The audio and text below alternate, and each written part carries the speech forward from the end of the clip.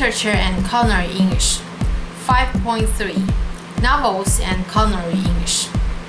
This unit aims to demonstrate how to read novels extensively and look for the culinary words in novels. Extensive reading is to read easy and enjoyable books extensively in order to speed up your reading. In this video, the goal is to look up culinary words in novels for learning English for a specific purpose. The specific purpose is to learn culinary words, such as words about food and making a meal. The Adventures of Huckleberry Finn is a novel written by Mark Twain.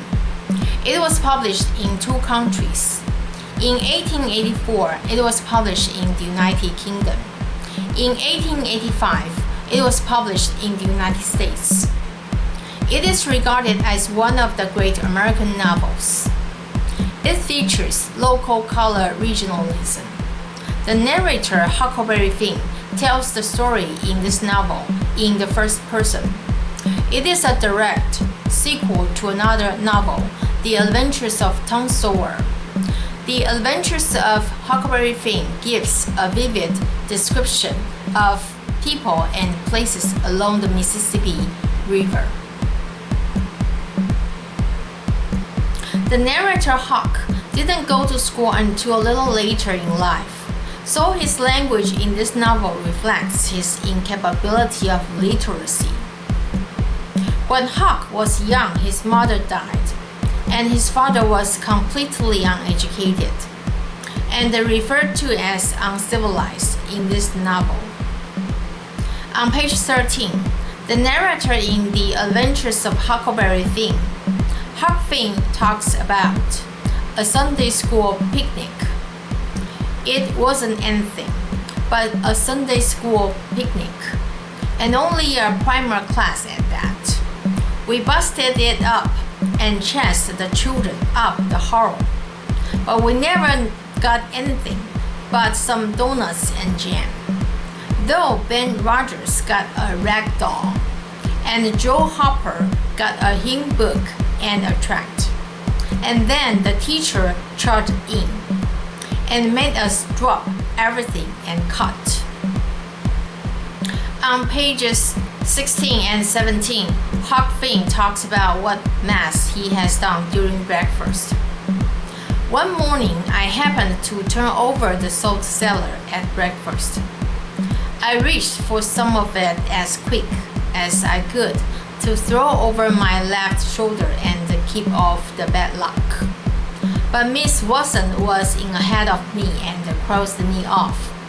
She says, "Take your hands away, Huckleberry Finn. What a mess you are always making." The window put in a good word for me, but that wasn't going to keep off the bad luck. I knew that well enough. I started out after breakfast, feeling worried and shaky, and wondering where it was going to fall on me. On page 34, Huck talks about the food and tools he needs to take away. I took the sack of cornmeal and took it to where the canoe was hid, and shoved the vines and the branches apart and put it in. Then I downed the stem with the side of bacon, then the whiskey jug. I took all the coffee and sugar there was, and all the ammunition. I took the wading. I took the bucket and the gourd. I took a dipper and a tin cup, and my also, and 2 blankets, and the skillet, and the coffee pot. I took fish lines and matches and other things, everything that was worth a cent. I cleaned out the place. I wanted an axe, but there wasn't any, only the one out at the wood pile, and I knowed why I was going to leave that. I fetched out the gun, and now I was on page 34. Huck describes his father's habit of getting food. Every little while he locked me in and went down to the store, 3 miles, to the ferry, and traded fish and game for whiskey, and fetched it home and got drunk, and had a good time, and licked me.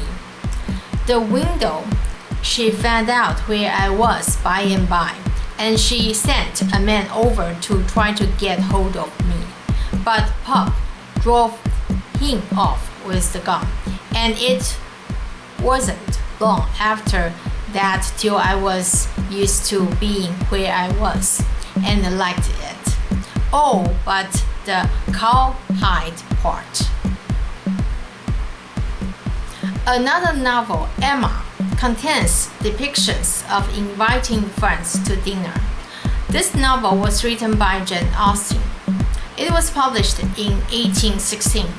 It deals with issues of marriage and social status, and explores difficulties of genteel women living in Georgian England from 1714 to 1837.